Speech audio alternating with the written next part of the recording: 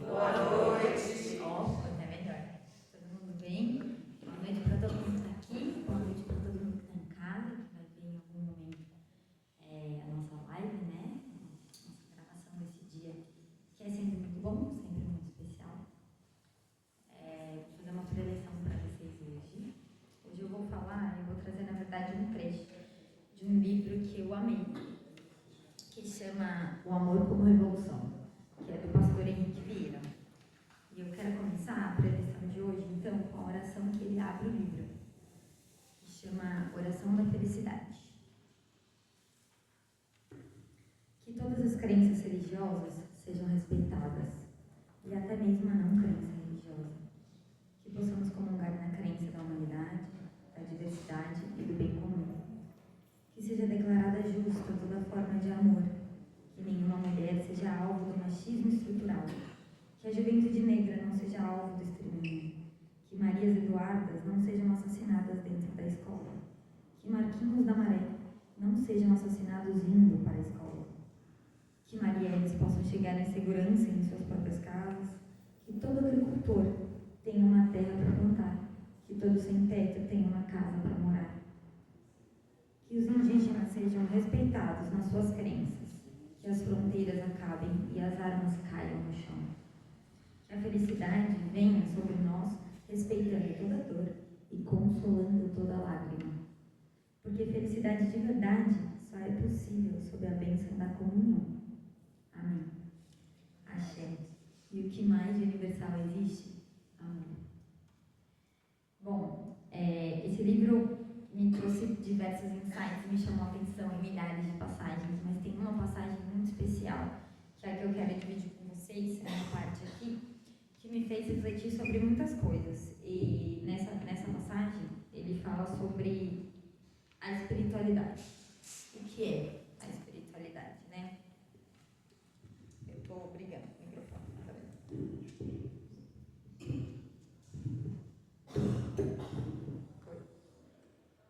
Aqui senão não tá. Acho que agora.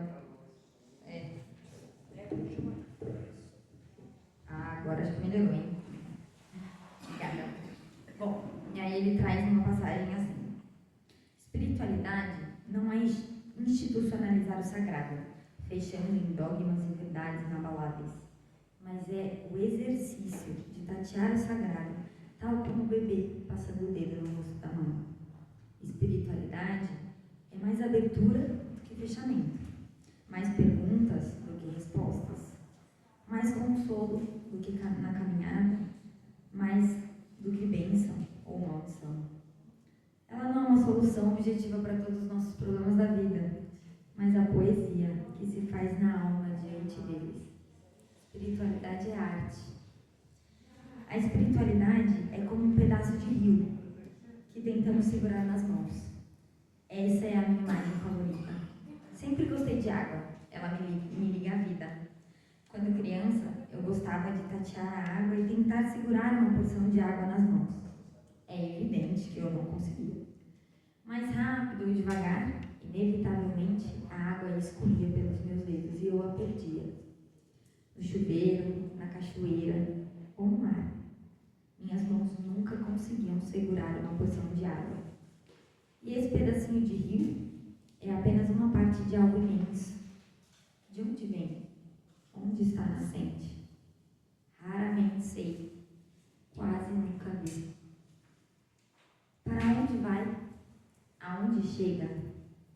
Será que ele se mistura às águas do mar? Minha porção de água não é minha, mas faz parte de um todo, de um trajeto, de um fluir que eu não posso controlar. Posso tocar a água, deixar molhar, sentir sua temperatura, ouvir o som do rio. Eu posso chegar bem perto, olhar os pulsos, as nucas, o pé. Posso até mergulhar, deixar que todo o meu corpo seja imerso nas águas. Eu posso tentar abrir os olhos debaixo d'água, posso senti-la tomando meu corpo. Quando criança e adolescente, eu adorava mergulhar sobre as ondas e me deixar levar por elas em direção à areia. Nunca fui lá muito corajoso, por isso, na maior parte das vezes eu ficava parado na areia, olhando, ouvindo, indo,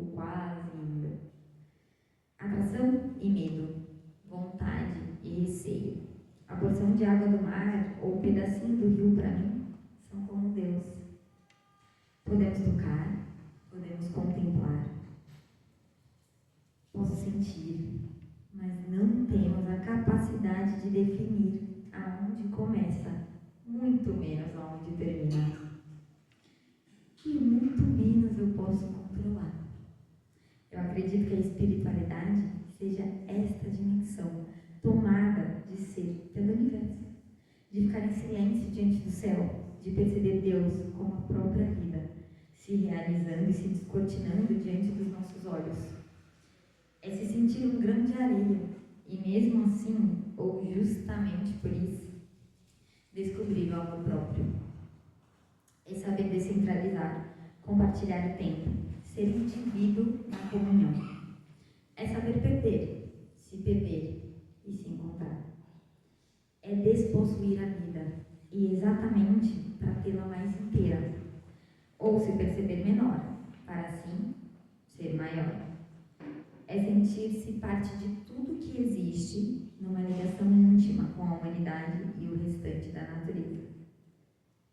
Espiritualidade é olhar para o furacão do nosso ser e com generosidade perceber as contradições que pulsam. Quem consegue fazer o tempo inteiro o bem que deseja? E quem acaba fazendo o mal que tanto reprova?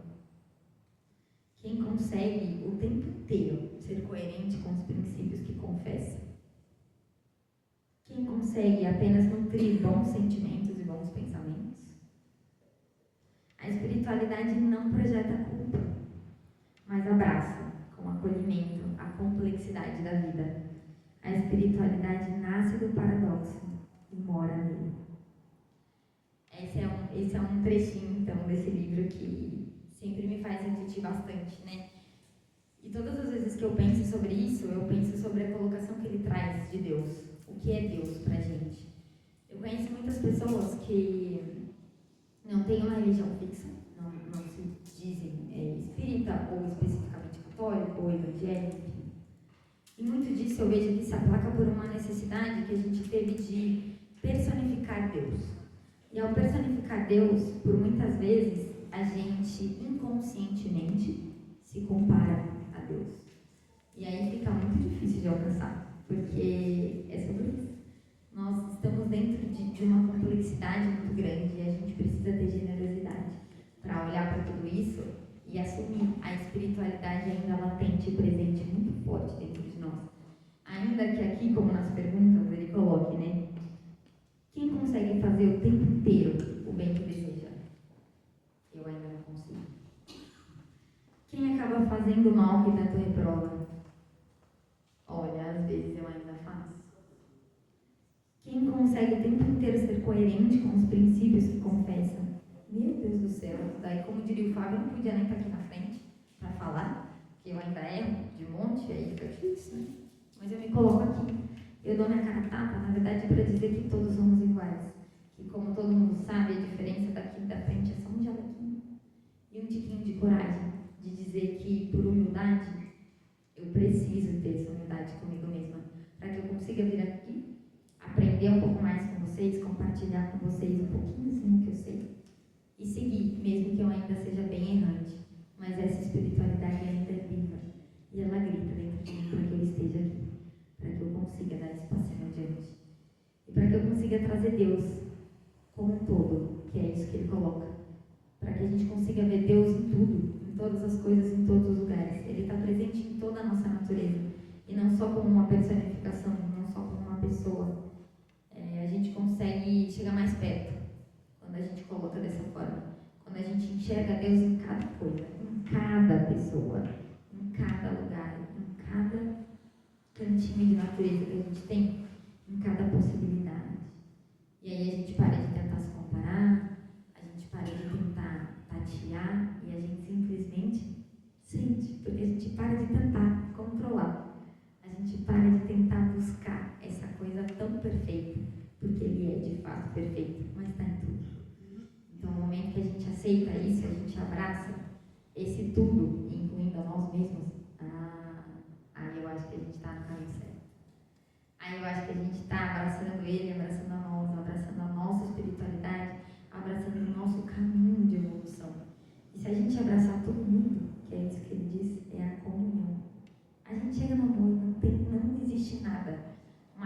que isso, mais poderoso que isso para a nossa evolução.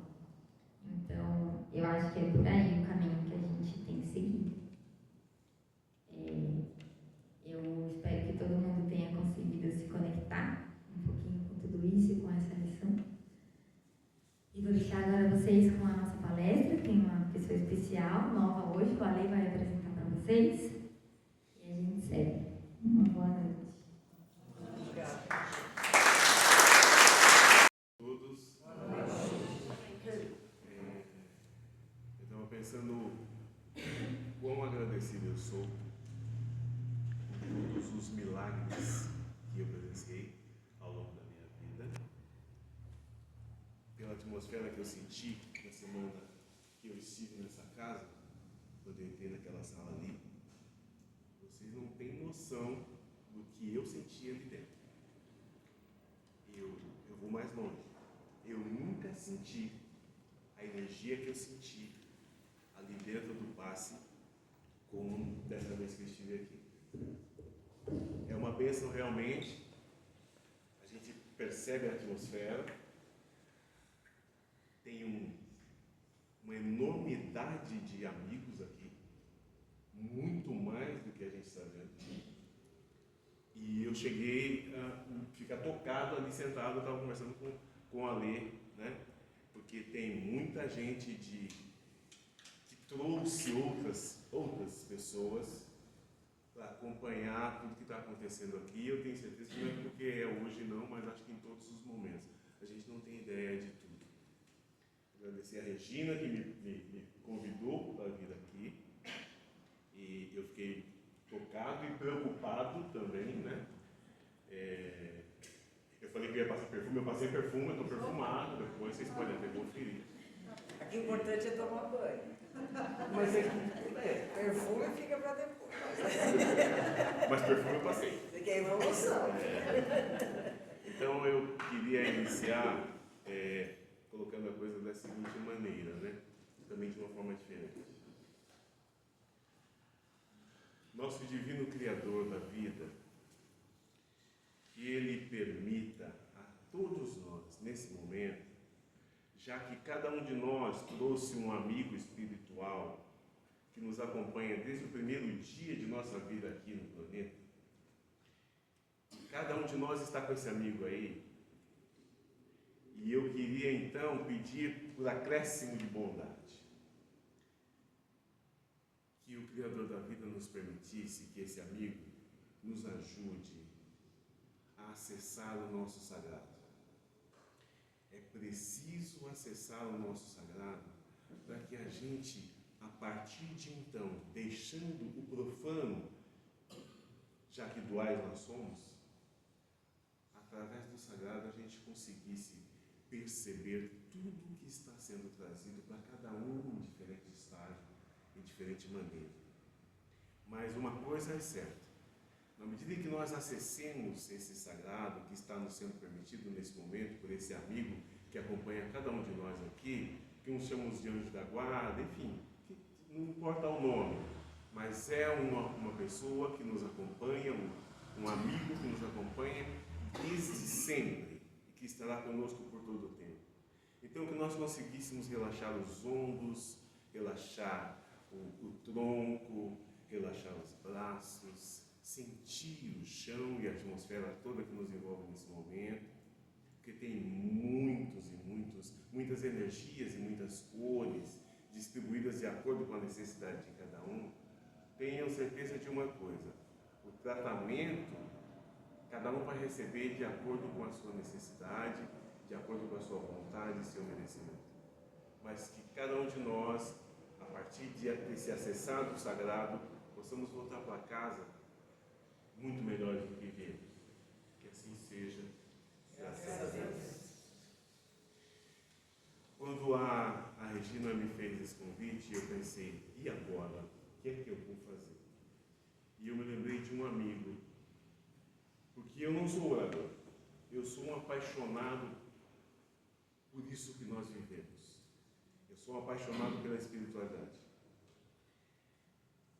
Tamanhamente que eu tenho um grande sonho, não sei, eu vou até confessar o meu sonho, Meu sonho é um dia poder sentar para tomar um café com bolo, tendo o João Evangelista de um lado e o Paulo do outro. Eu nem estou falando do Cristo.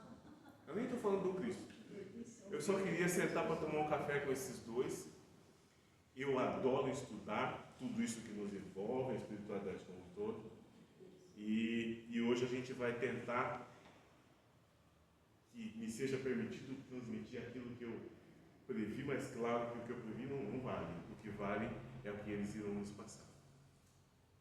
Então, falando de Francisco, mas por que João Evangelista?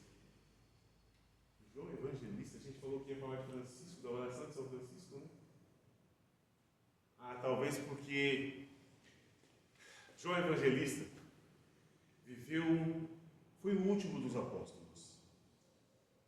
Viveu um momento muito complicado entre nós. Por ter sido o último, todas as atenções estavam sobre ele. E ele foi colocado numa ilha, na ilha de Patmos. O próprio Cristo assim fez.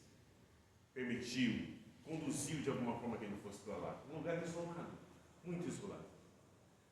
E o João foi aquele que, enquanto Cristo estava na cruz, foi dito a ele: eis aí tua mãe, mulher, eis aí o teu filho. E João esteve com Maria de Nazaré, uma outra história espetacular do nosso tempo, até o último dos dias, até que o Cristo viesse buscá-lo. E depois disso, João foi receber de Cristo, ser um médium de Jesus, para escrever a etapa derradeira da Bíblia, o Apocalipse. E também seria bom que nós começássemos a imaginar, que muitos entendem, ou nos foi passado que o Apocalipse é o caos. Não, absolutamente. O Apocalipse é mais uma bênção do Cristo. É o fechamento com chave de ouro. E o João foi o médium de Jesus para escrever tudo isso. O João passou bastante apertado.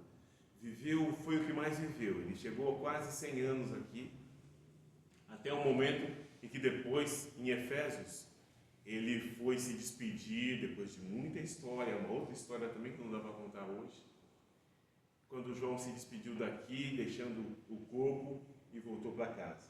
E ao voltar pela casa, porque eu falo muito, todas as vezes que eu me atenho a falar sobre o nosso caminhar espiritual, eu enfoco muito a fé, sem a qual nada aconteceria.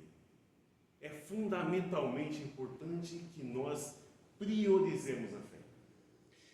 E o João é uma demonstração, o apóstolo do amor é uma demonstração de fé a Cristo, a Jesus Cristo.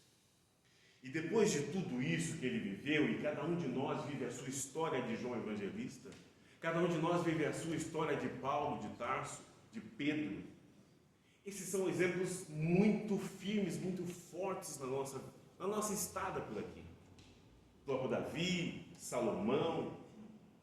E o João chegou ao céu depois de cumprir com a sua história toda, sendo fidelíssimo a Jesus, naquilo que foi colocado. O João foi colocado numa tina de azeite e ele foi cozido durante uma semana inteira. Acabou o João, não há mais o João. Mas os guardas que estavam na ilha foram convocados para fazer isso. Depois de uma semana eles foram pegar a tina para virar e tirar o que sobrou do João. E o João se levantou da tina depois de tudo e disse: que o Senhor esteja convosco. E o João assim levou a vida, com todas as vicissitudes, porque chegaram para ele e disseram: João, nós tivemos a ordem de colocá-lo numa tina de azeite e vamos ter que detoná-lo, acabar com a sua vida. E o João disse: se for essa vontade do meu Pai, se é essa vontade de Jesus, que assim seja feito. E aí eu me remeto a nós que parecemos crianças quando a mãe vai ao mercado comprar o arroz e o feijão e a criança quer o doce e a mãe fala: hoje não. E a criança se joga no chão. E a gente faz isso. A gente não se joga, mas a gente esperneia Nós reclamamos, nós não aceitamos as coisas como elas são. Onde há Deus, não há acaso. Cada um de nós está vivendo exatamente aquilo que combinou. No livro dos Espíritos está incrível, tranquilo, muito claro. Nós escolhemos as provas que iremos viver. Nós combinamos o ego, que é uma personalidade transitória que foi colocada aqui para conosco, para viver esse caminho. O ego é uma personalidade transitória que o Espírito escolheu para as provas que nós iríamos viver aqui. E ele combina isso com Cristo. Tem alguns que naquela hora lá falam, não, então me dá mais uma sacola maior. Eu vou levar uma sacola maior, que aí eu chego lá e eu passo logo e eu volto para cá limpo. E aí tem sempre alguém que fala, não, calma, você não vai aguentar tudo isso. Você não precisa de tudo isso, vai com calma. Não, mas me dá mais uma e outra. E aí sempre tem aquele parâmetro, não, calma, não precisa tudo isso, tenha calma. Vá aos poucos. E nós chegamos aqui com a nossa carga não tão leve, não tão pesada, mas de acordo com aquilo que foi combinado. Não tem nada no acaso. Não existem acasos quando a gente acredita. Bom, não existe acaso e a gente precisa ter fé, benevolência, clareza, para poder caminhar pela nossa estrada sem murmúrios. Eu sei que é difícil, é muito difícil.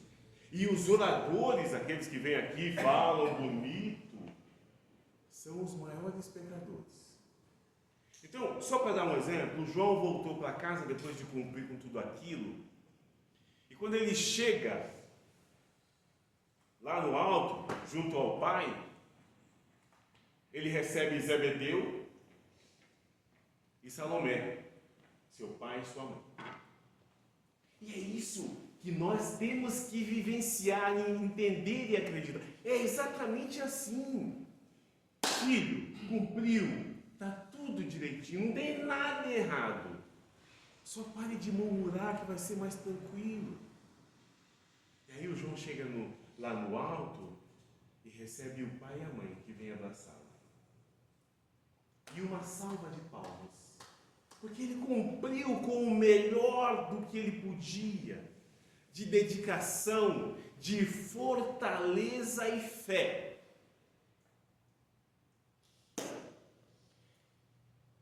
Zebedeu e Salomé deixam ele de lado e vem Maria de Nazaré. Quando ele vê Maria, já que ele esteve com ela durante todo o tempo, como um filho cuidando da mãe que o Cristo havia lhe conferido, ele se posta de joelhos e Maria vem, faz uma acaricia, aqueles cabelos brancos, dá um beijo na coroa dele e o levanta para abraçá-lo. Quando Maria fica de lado, vem Jesus e Paulo. Imaginem a nossa chegada. E é assim que nós seremos recebidos. Gente, a única coisa, e eu creio nisso, porque nós temos histórias, eu e essa pessoa que está aqui comigo, que está comigo há 38 anos, vocês não têm noção das histórias que nós temos para contar. Como todos nós temos, mas a gente precisa prestar atenção nas histórias, nos milagres que nos acontecem todo dia. É tempo de abraçar. É tempo de orar, de engrandecer espiritualmente. É tempo de reconhecer o papel que nós estamos vivendo. O papel de escolhidos. Cada um de nós tem 3 peças, tem 3 trocas de roupa, tem um teto, faz 3 refeições por dia, tem 3 pares de sapato, ninguém é centopeia, né? Não precisa de tanto, mas 3 pares de sapato. É claro que a maioria de nós não passa disso, tenho certeza, né? Ninguém passa de 3 pares. Então a gente não é centopeia mesmo, mas a gente tem um pouco do necessário, e com isso a gente pode abraçar muitos que muito menos não tem informação, e por não ter a fé que nós temos, porque o fato de estar aqui numa terça-feira à noite, ouvindo uma palestra, quem é essa figura que vai falar aqui do Francisco? O Francisco sim é fantástico, mas então vamos lá. Aí Paulo não deixou, e eu sou muito fã do Paulo, muito. Paulo não permitiu que ele se ajoelhasse e abraçou. E logo vem Jesus. Imaginem a cena. Isso é descrito no livro que conta essa história. E aí, Jesus, depois de toda aquela festa dos aplausos, chama o João o Evangelista, o último dos apóstolos, o apóstolo do amor, a história linda, para ter com ele. E Jesus diz: João, eu preciso que você se prepare para voltar. Bom, eu iria para o Dumbuca, sinceramente. Na terra da minha mãe, lá nas Diamantinas da vida, tem um lugar que um tio dela, quando dizia assim, o mundo vai acabar no ano 2000, ele disse, eu vou para o Dumbuca. É um lugar bem distante, lá no Monte da Serra, que ninguém chegava. E, olha, eu não sei, o João não foi para o Dumbuca. Ele ouviu, depois de tudo que ele viveu, Cristo chegou para ele e falou assim, eu preciso que você retorne, João. Eu preciso que você volte. Vamos nos preparar para isso. E o João disse, sim, mestre. O sim de Maria. Porque João Evangelista vivia num plano muito superior ao que vivemos, onde Maria também vivia, e Maria recebeu um chamado de Deus dizendo, eu preciso que você venha ao planeta Terra para dar a luz ao sol, porque Cristo é o sol. E Maria disse sim. E ela veio. E João falou assim, você vai, eu vou contigo. E João veio como que um guardião dela. E esteve com ela até o último dos dias. Por isso, dizem que João é o mais próximo do Cristo. Em todos os sentidos. Ele fez essa opção de vir com ela. Meus filhos, dar-vos-ei um conselho, uma regra de viver. Amai a Deus sobre todas as coisas, de todo o coração. É porque às vezes você fala assim, mas por que eu tenho que amar a Deus? Por que falam tanto nisso que eu tenho que amar a Deus? Em verdade, o que a gente descobriu é que simplesmente o seguinte, nós viemos aqui para fazer uma única coisa. Aprender a se relacionar com o nosso Criador da melhor maneira possível, com toda a sua obra. Particularmente, não existe nada mais. Porque tem aquela, receber os talentos, aí eu vou lá no céu, com todos os talentos que eu recebi, tudo bem, como é que foi lá? Tudo bem. E o que o senhor fez? Minha mãe tinha o que tinha sua mãe? Não, é que a minha mãe ela tinha um problema e eu cuidava da minha mãe. Não, mas eu não quero saber da sua mãe. O que você fez?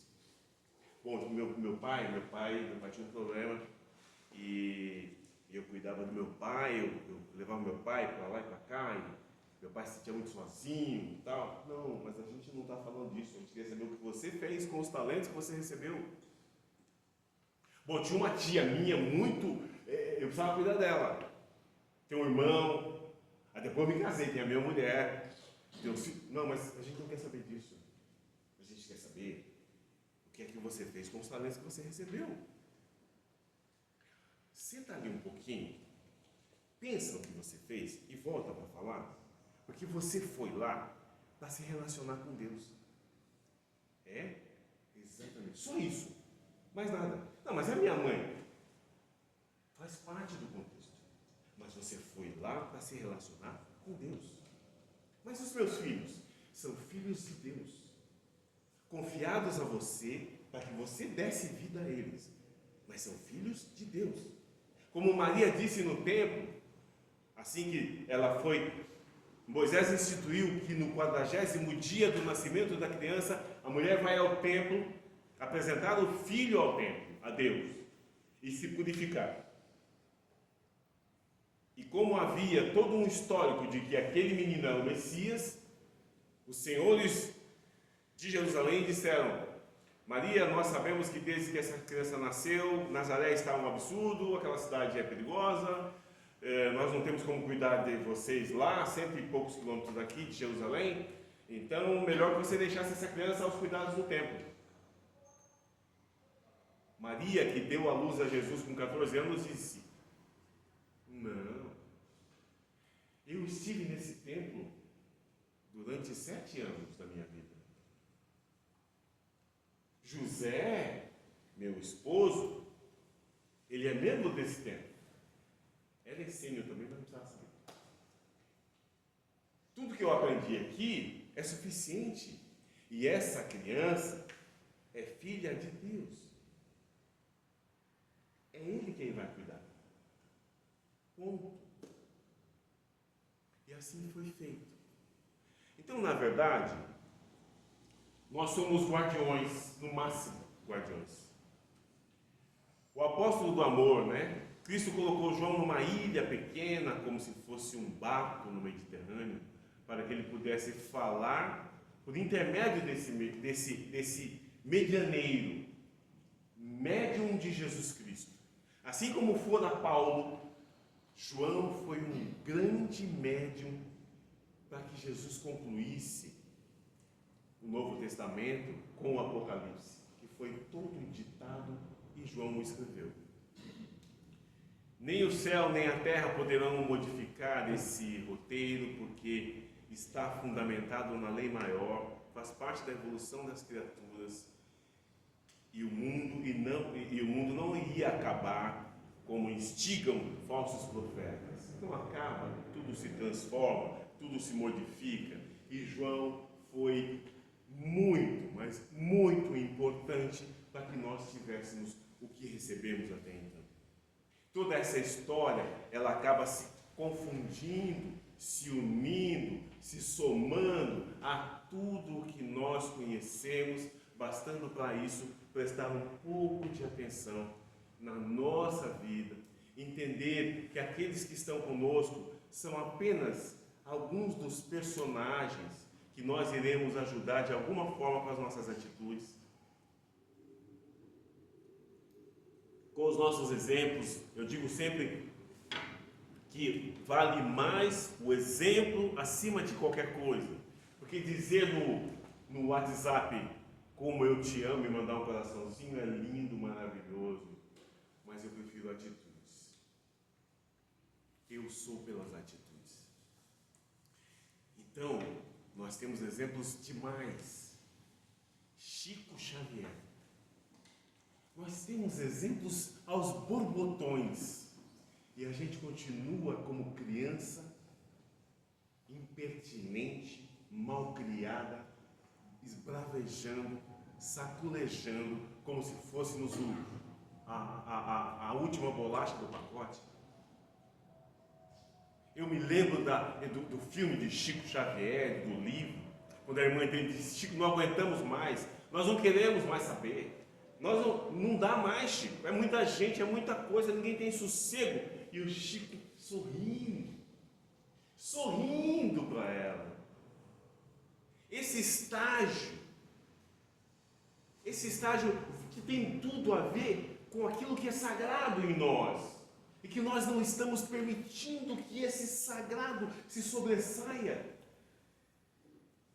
É esse sagrado que eu vi nos olhos daquele rapaz que fez o Chico Xavier, e no livro está muito claro. Ele não se abalou em nada. Ele ouviu todo o queixume da irmã, colocou a mão no ombro dela, deu um beijo, pegou a Bíblia e foi embora, tranquilamente.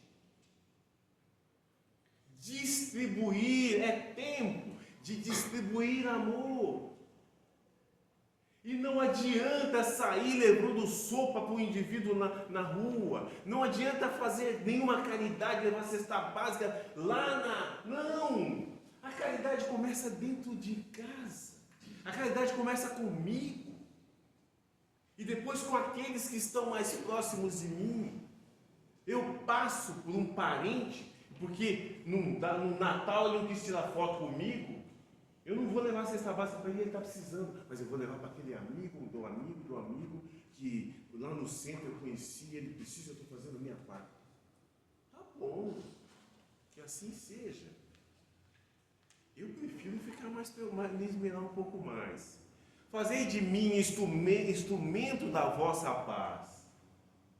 Nesse primeiro verso, nós descobrimos um ponto fundamental para viver, para ser instrumento de Deus, cristianizar-se. Isso, cristianizar-se. Tem uma pessoa que eu conheci aqui mesmo em Carapicuíba, eu sou filho da terra, que na vez que eu me encontrei com ele, um pouco antes, na semana praticamente do meu casamento, eu conversava com ele e dizia: padre, como é que eu faço? Às vezes eu não sei o que fazer. Ele falou assim: Sérgio, faz uma coisa. Quando você estiver em dúvida sobre o que fazer, quando você não souber, meu Deus, e agora o que eu faço? Pense o que Cristo faria no seu lugar. Faça assim. Aí ficou difícil. Mas ficou bonito também. Servir ao Pai, instrumento da paz de Deus. Eu tenho que exalar isso. Eu não posso ser espírita dentro da casa espírita. Essa semana eu ouvi isso, alguém falando assim: não, lá eu vou lá na casa espírita, lá eu me transformo, lá eu fico tão bem, lá eu abraço as pessoas, eu comungo. É uma comunhão minha para com todos, meus amigos, lá eu me sinto ótimo. Mas voltar para casa, eu me sinto mal. Quando eu saio do centro, eu estou pensando: meu Deus, eu vou voltar. Então é melhor parar tudo, né? É melhor parar tudo. Vocês estão achando que eu estou falando isso aqui porque eu sou. Não. Eu sou o primeiro, ainda sou virginiano. Eu vi essa semana 2 vezes: você é virginiano, é terrível. Eu sou virginiano. Viver para ser instrumento de Deus. O que mais eu preciso? Onde houver ódio, que eu leve o amor. O que é o ódio? O ódio é a insatisfação do ser humano. Eu estou insatisfeito com o que eu recebi. Você só está recebendo aquilo que você merece. Você só está vivendo o que você precisa.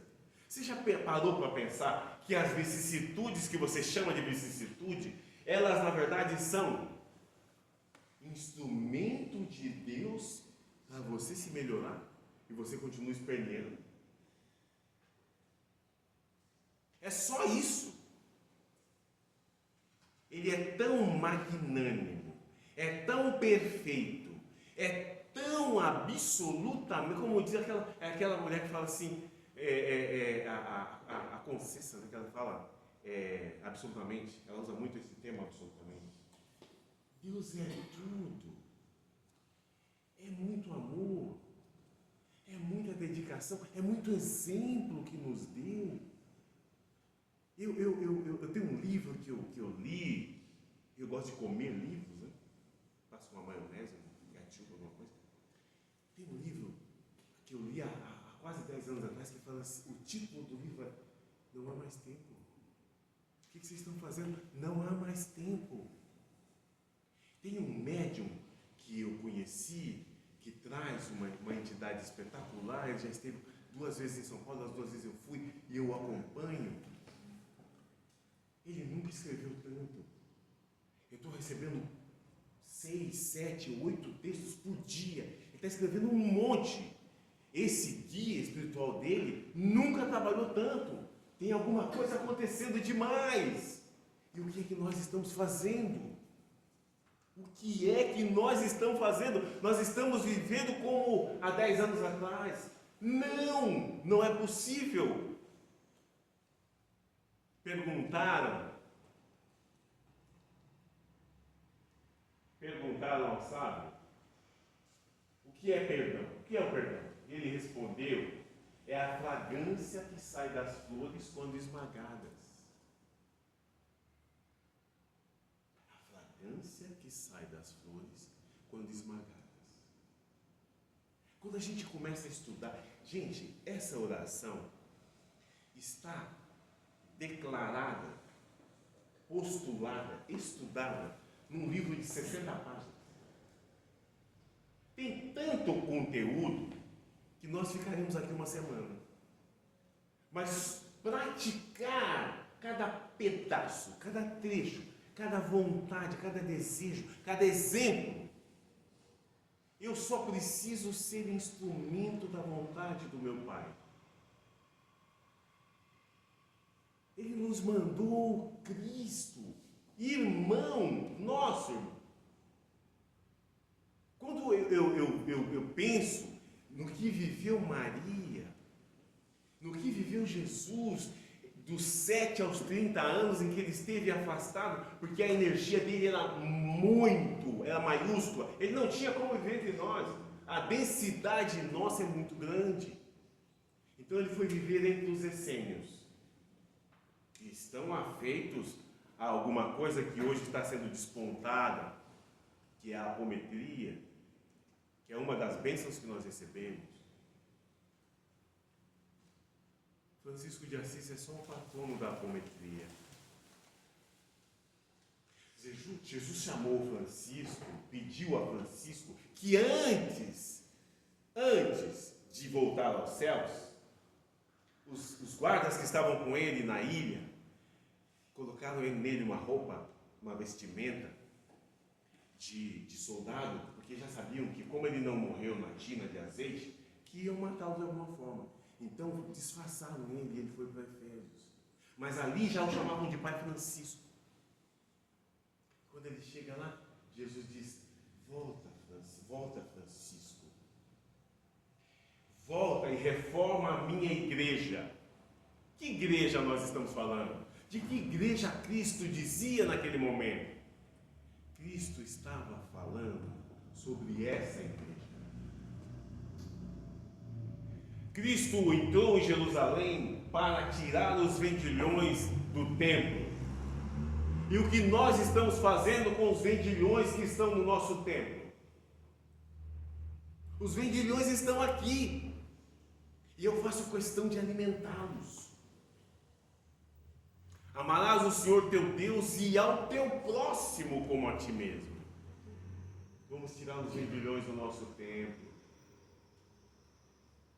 Vamos começar com isso. Nada mais. Eu estou fazendo um exercício de afugentar os vendilhões do meu tempo. De não deixar o sagrado ir para o profano. Que o profano faça parte de mim muito menos do que já fez.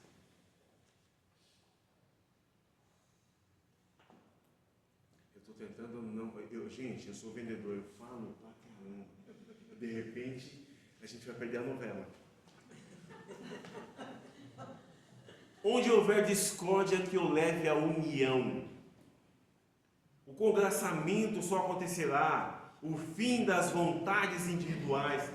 Esse é o grande problema nosso. Nós temos vontades, nós temos desejos. Eu não quero o azul, eu quero o amarelo. Eu não quero o amarelo, eu quero o vermelho. O sapato é marrom, eu queria o preto. Nós temos muitas vontades. Nós temos vontades até de escolher o que cada uma das pessoas que estão à nossa volta. Eu sou pai, né? Então, meu filho vai continuar o negócio que eu comecei aqui e não tem escolha, vai fazer isso aí. Mas eu não gosto disso. Não, você vai fazer. Vai fazer, a minha filha vai fazer aquilo outro também que eu escolhi. Eu, por exemplo, escolhi para o meu filho que ele ia fazer a engenharia na Poli. Ele olhou para mim: oi? Eu falei: não, filho, eu gostaria, seria legal, entendeu? Se eu fizesse engenharia, a família não tem nenhum engenheiro que eu saiba, né? Não sei, a família é muito grande, de repente até tem um escapou aí, mas vai fazer engenharia. Pai, eu não me vejo fora do palco. Eu quero ser músico, eu sou músico, eu quero cantar. Aí me mostrou uma música, vai cantar. Mas não deixou de contrariar, né? Contrariou. Eu tenho que trabalhar isso, né? Diz que é aqui que as coisas começam. A gente já provou que é assim. E aí ele foi viver a vida dele. Eu encontrei um amigo que falou assim: não aguento mais meu filho. Eu vou quebrar meu filho no meio eu não aguento mais, porque ele está me contrariando de todo jeito, porque eu não sei o que eu faço, eu vim falar com você, o que você faz, aí me dá um conselho, porque eu estou querendo ir em casa agora, eu pegar meu filho. Eu falei, cara, que filho? O meu? Que seu? Estou falando do meu filho, você não sabe, você conhece meu filho, mas não é seu. Como não? Ele não é seu. Ele é filho de Deus. Deixa ele seguir o caminho dele. Entrega a ele. É que a gente entrega assim, será que Deus está cuidando? Deixa eu ver. Acende a luz, deixa eu... A gente não entrega. A gente faz de conta. Não, seja feita... Nossa, eu tinha uma tia minha que às vezes dizia, seja feita a vontade de Deus. Gente, minha tia fala isso. Se a vontade de Deus for diferente na tela, como é que vai ser isso, gente? Não pode. Ela fala isso, ele acredita e ele faz do jeito dele, como é que vai ser? Que seja feita a vontade dele. Porque eu não sei o que é melhor para mim. Eu não tenho noção do que é melhor para mim. Eu tenho um problema, eu já fiz 29 anos e eu não estou conseguindo enxergar. Eu já fiz 29 anos, não sei se vocês perceberam, mas eu já fiz 29 anos. Estou quase... Está faltando um pouquinho aí de tempo, né? Bom, onde houver dúvidas que eu leve a fé. Que dúvida pode haver na vida de um ser humano? Qual a dúvida que você pode ter? Só uma. Saber o que está acontecendo na sua vida. Estamos todos numa composição, num trem. E o maquinista não sou eu. Não sou eu. É interessante que quando a gente permite, deixa de ser você e deixa Deus ser. Deixe Deus ser. A gente se contraria muito, porque nós queremos controlar tudo. Tudo. Até aquele profissional que a gente chama em casa para fazer alguma coisa, a gente fala assim, mas você tem certeza que é isso aí? Não, mas ó, gente, solta a mão, deixa rolar. Com todas as vicissitudes, os problemas, tudo aquilo que a gente está enxergando aí, ele continua governador, continua no controle, deixa ele ser. Onde houver erro, que eu leve a verdade. Nós não temos a verdade absoluta, nós não sabemos o que é a verdade, nós não sabemos de absolutamente nada. Tem uma experiência muito interessante que aconteceu comigo, quando eu estava lá em Fortaleza, por exemplo, só para ter uma ideia, eu estava saindo e vou porque eu estou atrasado, porque eu tenho que ir e tal, e alguém me disse assim, olha, porque a mulher acaba virando a mãe, né? Ela costuma dar uns pitacos assim, você fica, caramba. E ela falou, olha, é melhor você não ir que tem alguma coisa para você fazer antes. Não, mas eu tenho que sair, depois eu vejo isso.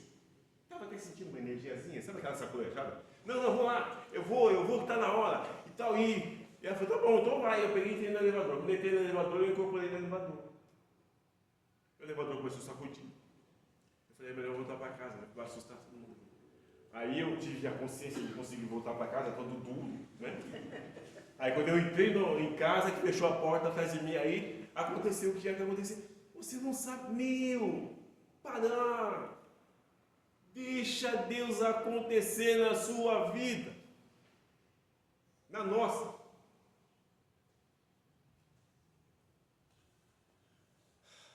Possuímos uma inteligência, porém, essa inteligência, no entanto, não é suprema, limitada. O ser humano não conhece a verdade absoluta, mas apenas a verdade relativa. Haja visto o seguinte, nós não vamos conseguir entender o espiritual. A gente faz de conta, a gente tem alguma informação, e a gente está perdendo tempo com isso. Porque, na verdade, como nós somos espíritos, nós já sabemos o outro lado. Esse ego, essa personalidade transitória que me habita, é que quer escrafunchar as coisas. E enquanto isso, eu deixo de fazer as coisas que eu venho fazer aqui. Eu preciso exercer o momento atual. Esse é o grande problema nosso. Nós vivemos, olhamos o passado pra caramba. Ficamos projetando o futuro e nos esquecemos do agora. A família espiritual que nós temos fica buzinando, soprando, mandando. Ai, quem sabe depois que ele dormir eu consigo. Porque tem um amigo espiritual que costuma dizer assim: filho, quando vocês estão dormindo, vocês estão vivos. Quando vocês acordam, vocês estão vivos. Morreu. Está vivo. Vocês querem tomar conta de tudo. Vocês dormem, pelo menos a gente consegue fazer um pouco mais. Mas vocês nem param antes de acordar. Deixa eu ver o que aconteceu. Não, eu já pulei e vou e vou tomar banho e vou. O agora é muito importante. O agora é fundamental. Deixe Deus ser.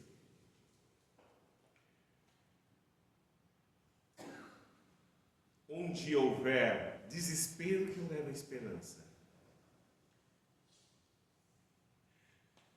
Tem uma... Eu queria dizer para vocês, eu fiquei muito feliz de saber que essa casa está fazendo esse trabalho apométrico. Eu já até comentei com a Regina, eu estou apaixonado. Eu estou fazendo o curso e eu estou apaixonado. É uma descoberta incrível. Já faz tempo que eu queria ter um conhecimento maior.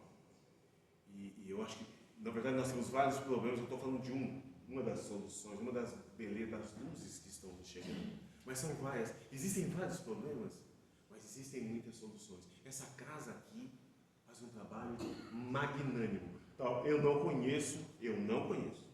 Olha que a gente já rodou casas muitas, no Nordeste, no Rio de Janeiro, aqui em São Paulo. A gente morou em Fortaleza, morou em Sobral, morou em Salvador, morou no Rio de Janeiro. A gente foi bem, bastante cigano. A gente conheceu muitos lugares. A gente sempre ia buscar amparo. Mas um trabalho como esse aqui, eu estou aplaudindo o trabalho que vocês fazem. Essa diversidade toda, eu acho fantástico. Tem muita gente precisando de ajuda. Fala-se em 60 milhões de pessoas com problemas emocionais. Nós temos a dádiva de estarmos aqui sentados nessa sala, viemos de livre e espontânea pressão. Estamos assistindo, conversando, trocando ideia, trocando eflúvios energéticos, trocando energia, se dispondo a trabalhar o meu eu. Porque enquanto eu não cuidar de mim, eu não consigo cuidar do outro. É como no avião. Primeiro, coloque a máscara em você. Ele nos ensinou mais profundamente que existe uma forma de viver resultante da elevação espiritual. O amor de Deus a todos. Onde as coisas da vida não mais causam aflições. Sempre tem esperança. A melhor sensação do mundo é saber que existem infinitas possibilidades. Assim como na casa de meu pai existem muitas moradas. Onde houver tristeza, que eu leve alegria. E o ser que habita, o Espírito que está contido, que é Deus em nós, ele nem precisa falar, nem precisa bater o pé, virar cambalhota. Um sorriso. Eu me lembro de alguém que falou assim: olha, isso aqui é público, por favor, sorria. Ninguém é obrigado a carranca. Né? Ninguém é obrigado a essa. Nossa, para. Não faz isso não. Distribua. O que é caridade? É isso. Eu não preciso. Ninguém me traz alegria porque eu sou. O que é felicidade? Eu sou feliz incondicionalmente porque eu ganhei a vida. Eu tenho o dom da vida para comigo.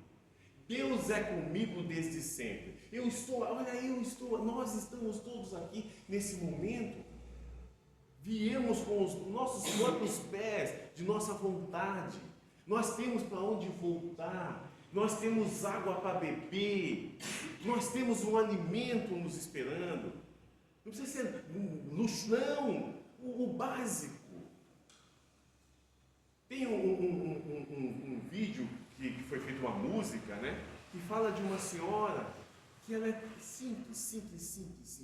Ela estava com a chinela arrebentada, porque ela já tinha colocado o prego 500 vezes na chinela para segurar, ela chama de chinela, né? E já tinha arrebentado. Tudo bem, já arrebentou, tudo bem, eu vou ficar no chão mesmo. Sabe? Ser feliz incondicionalmente. Às vezes,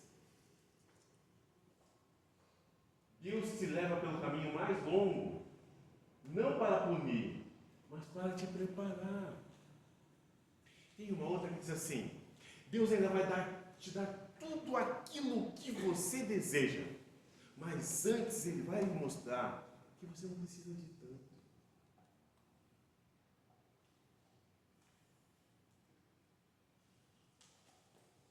A luz, onde houver trevas, que eu leve a luz. Começa com cada um de nós. Vamos pensar um pouco nisso. Eu aprendi, lá no outro lado, com o pessoal, isso aqui, ó.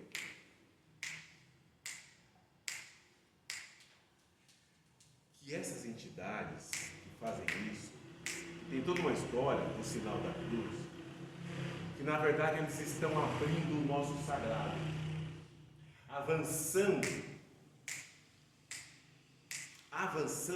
do profano que nós viemos.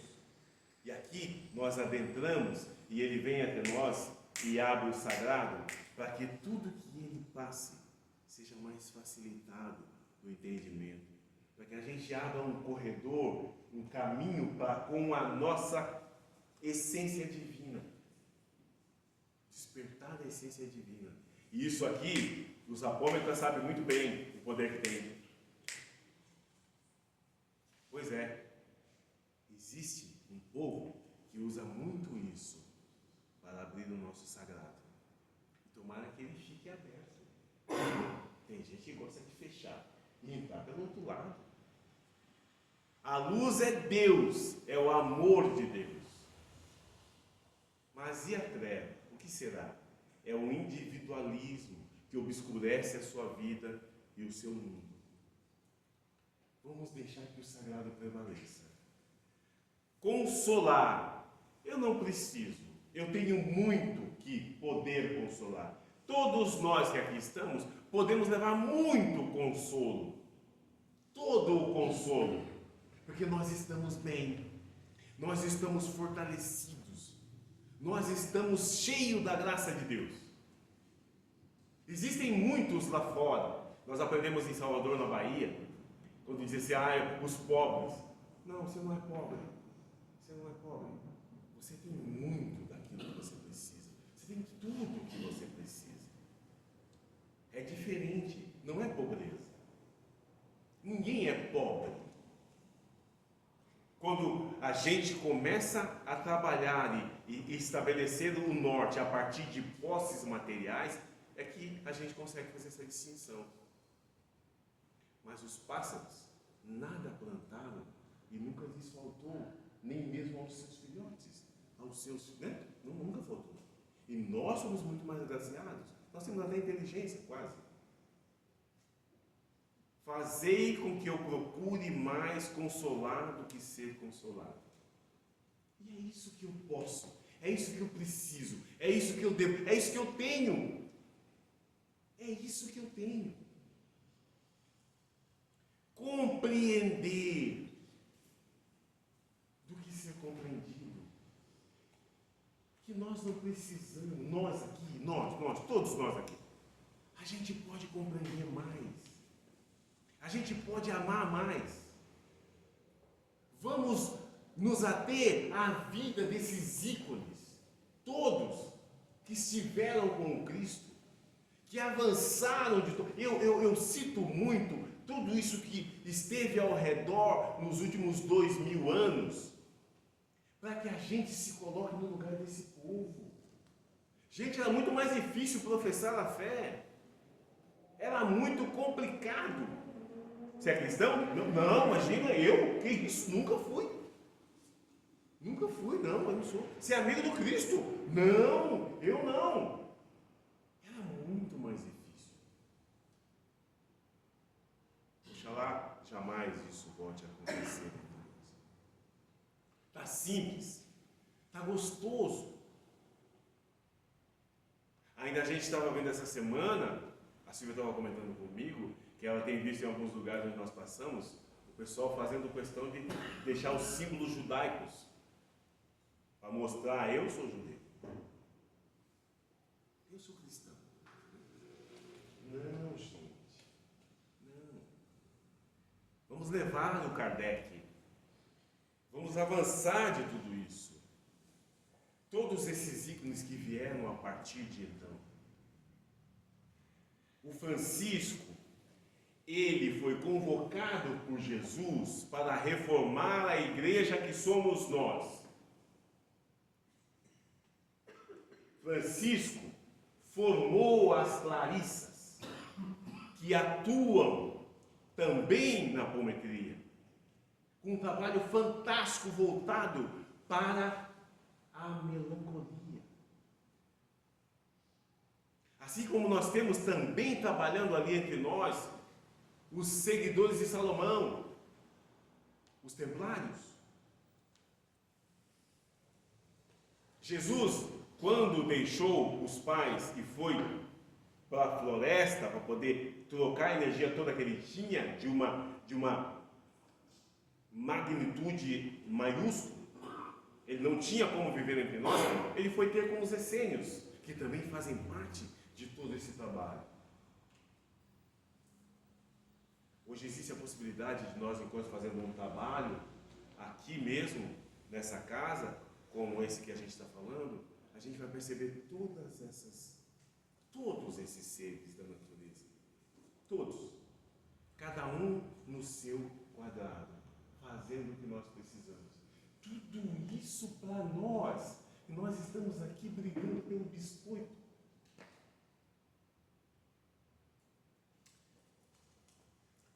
Compreender mais do que ser compreendido.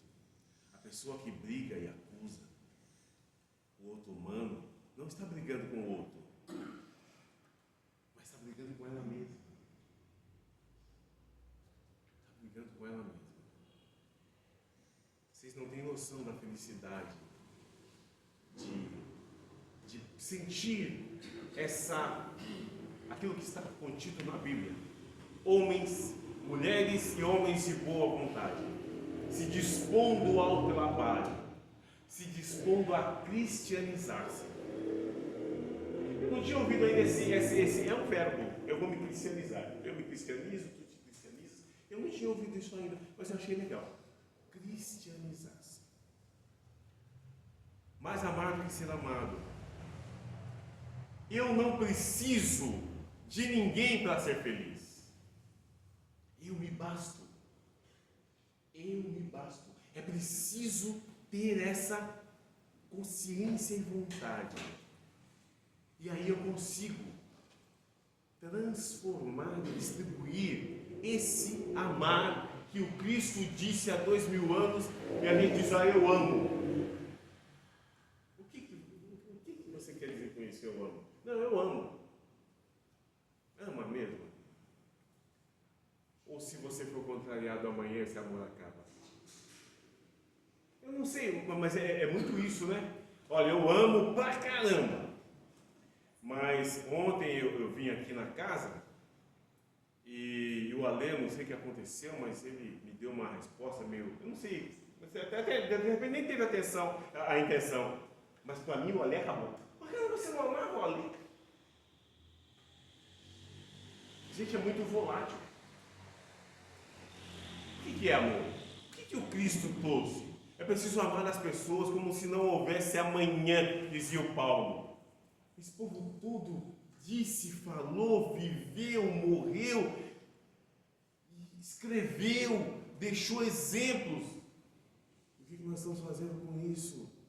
Nós enchemos uma sacola e colocamos no armário. É dando que se recebe, é perdoando que se é perdoado. E eu tenho para dar de mim. Eu posso avançar nesse sentido. Às vezes só um abraço já é suficiente. Perdoar e amar a todos incondicionalmente. Todos os espíritos que se encontram no mundo de provas e expiações estão aqui para provar a Deus que são capazes de agir em benefício do próximo, sem outra motivação ou contrapartida. Nós recebemos muito. Nós sabemos ler.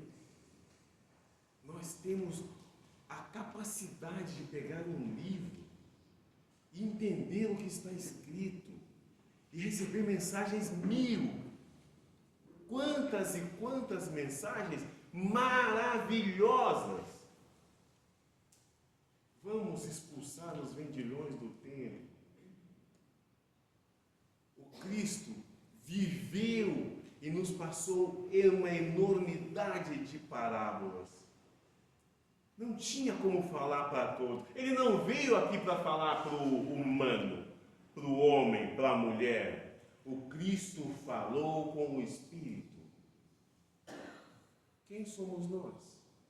Nós somos Espírito. Nós estamos estagiando. É um estágio. Existe, mas eu não sei como é que é. Não precisa. Quem está falando não é você, é o seu ego. É essa personalidade transitória que lhe habita que está falando. Mas você, espírito, sabe tudo. Já dizia esse nosso amigo espiritual, quando você acorda, você está morto. Quando você dorme, você está vivo. Bora tocar a vida. Bora distribuir. Tinha uma pessoa, a gente fez um encontro de jovens uma vez, eu sempre fui catolicíssimo. Não imaginava chegar, imagina, centro espírita, Deus me livre, que isso?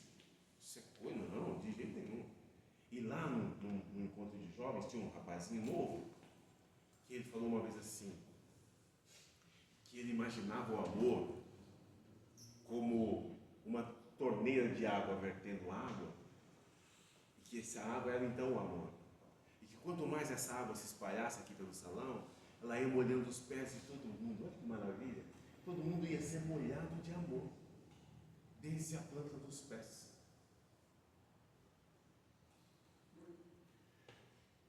Cristo nos ensinou, em verdade vos digo, quem não nascer de novo, não verá o reino dos céus. É fundamental que nós deixemos de lado esse ego que quer gritar e me afastar do meu caminho. Eu preciso viver o ego, mas vencer o mundo. E se eu vencer o mundo, é vivenciar a espiritualidade plena desde então. É acreditar na espiritualidade. É permanecer na espiritualidade. Viver a minha vida assim, mas não esquecer que eu estou estagiando humano, mas eu sou espírito. O silêncio que eu percebo aqui é porque eu não estou agradando. Ninguém tem ovo aí, né, gente? Tá lindo, tá legal, tá bom, tá dando para. Eu estou sendo muito rápido, então eu estou preocupado porque os meus 29 anos não estão me permitindo. Já passou bem. Passei? Bem. Que seja feita a vontade. Bem muito, inclusive. Lá não vai conseguir nem ver a novela mais. Esse é o maior problema. Para se promover a reforma íntima, é necessário que se utilize a espada que o Cristo disse. E com essa espada, fazer passar o nosso ego e deixar vir o nosso espiritual, a nossa vivência espiritual. Viver o Cristo desde sempre, desde agora. Com as graças de Deus, nascer para o universo, para o universalismo, para Deus, para o próximo. Amém. Que seja feita somente a vontade dEle. Que vocês me perdoem por falar demais. Que vocês perdoem por eu não ter estudado como deveria. Agradecer demais a todos vocês, agradecer a oportunidade dessa casa, que eu sei o que eu senti ali dentro, eu nunca vou me esquecer disso. E eu quero ir de novo. Tomara que vocês permitam. Graça e paz. Muito obrigado. Ave Maria, cheia de graça. O Senhor é convosco, bendita sois entre as mulheres.